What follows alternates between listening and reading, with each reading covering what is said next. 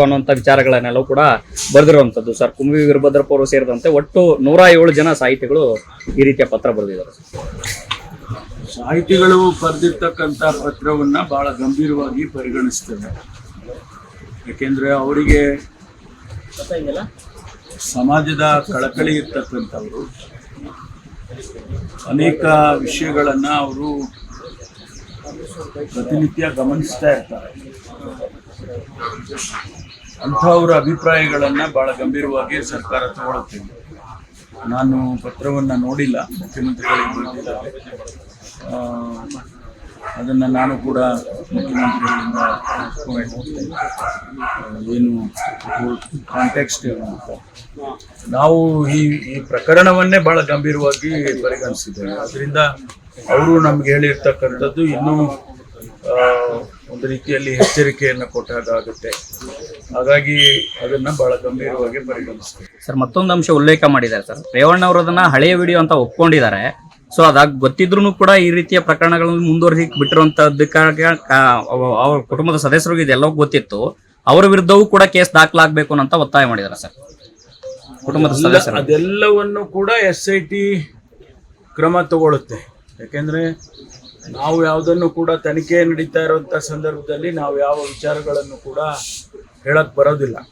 ಇದನ್ನೆಲ್ಲ SITನವರು ಗಮನಕ್ಕೆ ತಗೊಳ್ತಾರೆ ಅಂತ ಹೇಳಿ ನಾನು ಅಂದ್ಕೊಳ್ತೇನೆ. ಯಾಕೆಂದ್ರೆ ಇವೆಲ್ಲ ಅದಕ್ಕೆ ಲಿಂಕ್ ಆಗಿರ್ತಕ್ಕಂಥದ್ದು. ಕುಮಾರಸ್ವಾಮಿ ಅವರು ಹೇಳ್ತಾರೆ ಸರ್ಕಾರದ ಒಂದು ದೊಡ್ಡ ತಿಮಿಂಗಿಲ ಇದೆ ಈ ಸರ್ಕಾರದ, ಅಂದ್ರೆ ರೇವಣ್ಣ ಕೇಸ್ ವಿಚಾರದಲ್ಲಿ.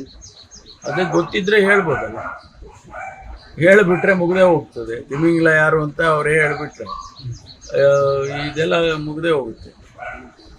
ಭ್ರಷ್ಟಾಚಾರ ಇದ್ರೆ ಅವ್ರಿಗೆ ತಿಮಿಂಗೆಲ್ಲ ಇದ್ದಾರೆ ಅಂತ ಗೊತ್ತಿದೆ ಅವರಿಗೆ, ಅದನ್ನ ಹೇಳದೇ ಇರೋದೇ ದೊಡ್ಡ ತಪ್ಪಲ್ವಾ? ಹೇಳ್ಬೇಕು, ಹೇಳಿದರೆ ಬಹಳ ಒಳ್ಳೇದು. ಸರ್, ಭ್ರಷ್ಟಾಚಾರದ ಪೆನ್ ಡ್ರೈವ್ ನನ್ನ ಹತ್ರ ಇದೆ, ಅದನ್ನು ಸರ್ಕಾರಕ್ಕೆ ಕೊಟ್ರೆ ತನಿಖೆ ಮಾಡಿಸುವಂತ ತಾಕತ್ತು ಸರ್ಕಾರಕ್ಕಿದೆಯಾ ಅನ್ನೋಂಥ ಸವಾಲನ್ನ ಹಾಕಿದ್ದಾರೆ ಸರ್ ಕುಮಾರಸ್ವಾಮಿ ಅವರು.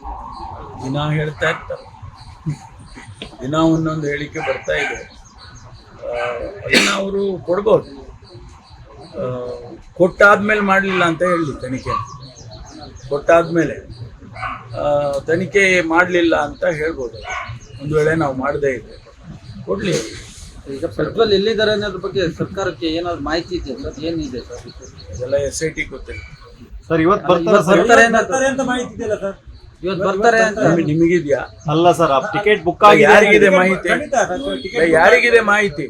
ಟಿಕೆಟ್ ಬುಕ್ ಆಗಿದೆ ಎಲ್ಲ ನಿಮ್ಮ ಇಂಟೆಲಿಜೆನ್ಸ್ ಇರುತ್ತೆ ಸರ್. ನಿಮಗಿದೆಯೇನ್ರಿ? ಟಿಕೆಟ್ ಬುಕ್ ಆಗಿದೆ. ನಿಮಗಿದ್ರೆ ಹೇಳಿ. ಮಾಹಿತಿ ಇದೆ ಅಂದ್ರೆ ಯಾರಿಗಿದೆ? ನಿಮಗಿದ್ಯಾ? ಟಿಕೆಟ್ ಬುಕ್ ಆಗಿರೋ ಮಾಹಿತಿ ಇದೆ ಸರ್. ಯಾವ್ದು ಇದೆಯಾ?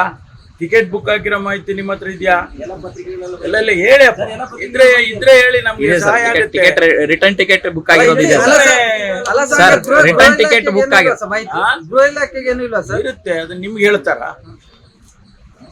ಅವರು ತನಿಖೆ ನಡೆಯುವಾಗ ಅವ್ರು ಯಾವ ವಿಷಯ ಹೇಳ್ಬೇಕು, ಯಾವ ವಿಷಯ ಹೇಳ್ಬಾರ್ದು, ಅದನ್ನ ಸಾರ್ವಜನಿಕ ವಲಯಕ್ಕೆ ಯಾವ್ದು ಬರ್ಬೋದು, ಯಾವ್ದು ಇರ್ಬೋದು ಅಂತ ಹೇಳ್ತಾರೆ.